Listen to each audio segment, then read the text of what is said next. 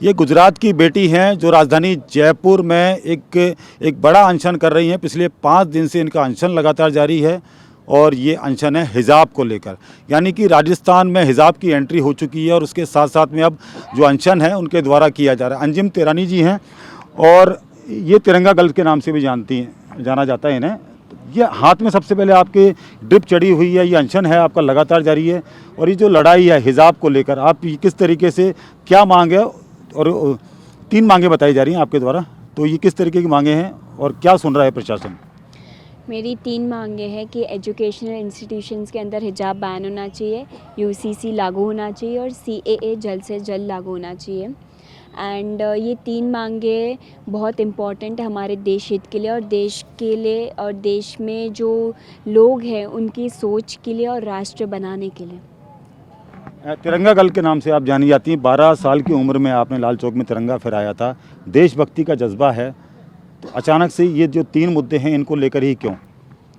12 साल की उम्र में जब लाल चौक पे तिरंगा लहराया था उसके बाद मेरी मुहिम चालू ही रही थी। मैं देश हित के कार्य करती ही गई थी। मैंने कई सारी आरटीआईज़ की है, इसके पहले भी मैंने 6-7 अनशन किए हैं और ऑलरेडी मेरी सुप्रीम कोर्ट में पीआईएल पेंडिंग है हिजाब बैन को लेकर। एंड ये इंस्पिरेशन और ये सारी चीज़ें बहुत इम्पॉर्टेंट है बिकॉज़ मैं जिस समाज से आती हूँ वहाँ पढ़ाई लिखाई का रेशियो बहुत कम है और वहाँ पे लड़कियाँ डिप्राइव्ड होती है। लेकिन जिस तरीके से इन चीज़ों को मैं लेके जा रही हूँ, मैं सारे समाज को जोड़ना चाहती हूँ इस मुहिम के थ्रू।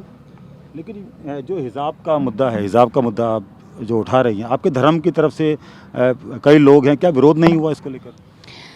हिजाब का मामला मैंने एजुकेशनल इंस्टीट्यूशन में उठाया है कि वहाँ नहीं पहनना चाहिए, वहाँ बैन होना चाहिए, क्योंकि वहाँ बच्चा कोई भी हो, गरीब हो, अमीर हो, उसे एक यूनिफ़ॉर्म फॉलो करना ही होता है। अगर वो वहाँ बच्चा हिजाब पहन के जा रहा है तो कल तो हिंदू अपना कुछ पहन के जाएगा, क्रिश्चियन अपना कुछ पहन के जाएगा, तो वो शिक्षा का मंदिर बचेगा ही नहीं, वो एक धर्म प्रचार हो जाएगा।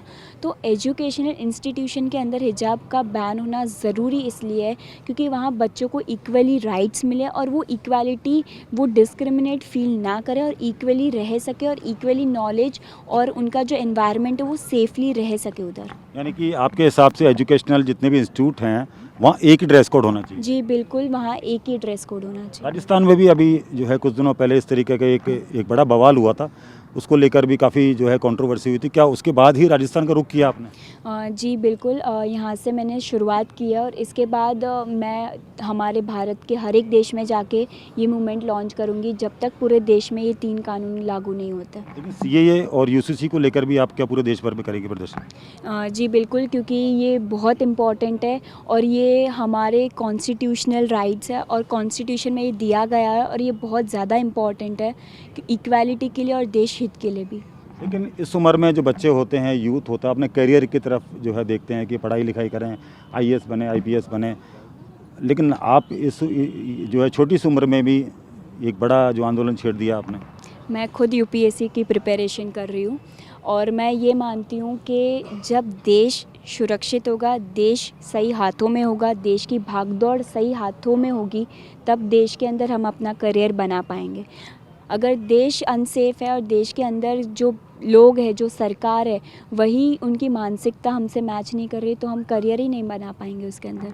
अंजुम के पिता भी हैं जो इस अनशन में इनका जो है पूरी तरीके से सहयोग कर रहे हैं। तो रानी साहब, आपका क्या कहना है, क्योंकि ये जानकारी आई है कि आप लोगों को धमकी भी मिली है? हाँ, धमकियाँ बहुत मिल रही है, पहले से मिल रही है। अब धमकी तो 12-12.5 साल की थी तब से मिल रही है।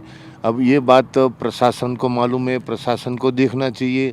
अब ये राजस्थान की गवर्नमेंट देखे, जब वो गुजरात जाएगी तो गुजरात की गवर्नमेंट देखे, और गुजरात की और राजस्थान की गवर्नमेंट नहीं देखती है तो वो जिम्मेवारी आप लोगों पे है, मीडिया पे है कि वो सरकार के पे दबाव डाले कि इस तंजीम की सुरक्षा की पूरी व्यवस्था कर दे।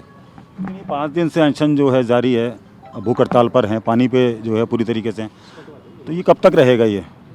तंजीम ने बोला है अभी मीडिया में कि जब तक उसमें जान है तब तक ये अनशन चालू रहेगा, और मेरी जान चली जाए तो मुझे भी अंगत बोला है, कोई मीडिया भी नहीं था, खाली हम दोनों बाप बेटी थे तब, कि पापा मुझे अहमदाबाद में दफन करना और दुआओं में याद रखना। सरकार की तरफ से अगर नहीं मानी जाती बात या मान ली जाती है तो उसके बाद अब कहाँ का रुख रहेगा आपका?